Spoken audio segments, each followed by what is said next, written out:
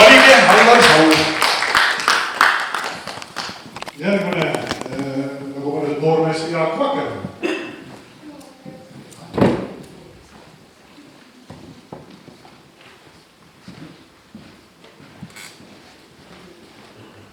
Aitäh.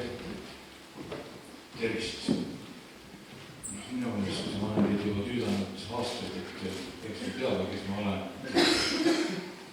Hambad katki, haridus väike, sõrmekülla, sünnima muld. Silmad võtavad süüdlase läike. Palun andke mulle oma hääl. Vaadake, ega süüdlast võtsime tõesti kuskile viia, aga eelnevat tegevust peaks justkui ikkagi analüüsima, et mis meil on tänaseks päevaks siia Raplasse toonud. Ja mind on natukene pannud jahnuma tibakene ükskõiksus nende võtme liikmete suhtes, kes on meilt lihtsalt ära läinud ja me nagu ei ole huvi tundnud, et miks nad on seda teinud. Mina olen võtnud ühendust Kadri Jäätmaga, olen võtnud ühendust Jaanus Ojanguga ja ma olen nende sõjast saanud vastused, mis on need põhjused. Me peaks üksteist rohkem hoidma ja mitte mingil juhul olema üksteist. Loomulikult me peame piirkondi üles ehitama. See peaks olema juhatuse kuidagi nagu vastutus. Et minu panus on väga ahtake ja ainult proovisin natukene liikmeid juurde saada ja seda tõesti on palju vähe. Aga täna meil on ikkagi vastutus 536 Eestimaa kodaniku ees, kes on andnud oma nõusoleku olla meie erakonnas. Meid oli rohkem, meil oli üle 600 vist. Aga nüüd on selline olukord. Hakata siin midagi muud mõtlema maailma vaate kohta ei olegi vaja, kui meil on programm olemas.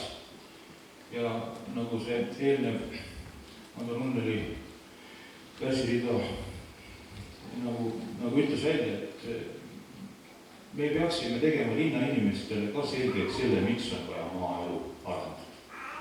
Et linna inimestel on tihti pole teine maakodu, ma ei ole väga kuulnud, et maa inimestel oleks linnakodusid. Kuhu nad lähevad siis meie talveks niimoodi. Aga võib-olla see ongi sama inimene. Riigikogu Noorukõiv oli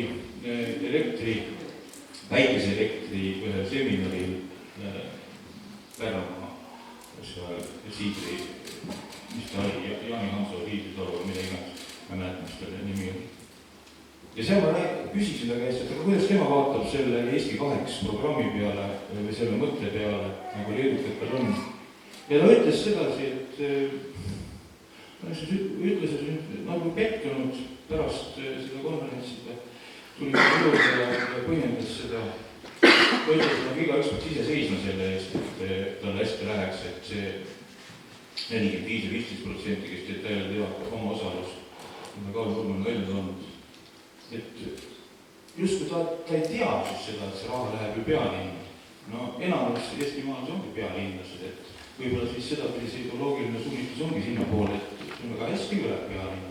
Veidi tee läheb seal pool meetrit laiemaks ja raha ja nii edasi.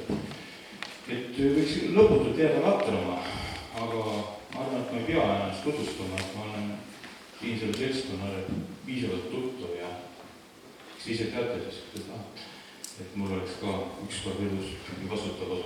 Aitäh teile! Aitäh!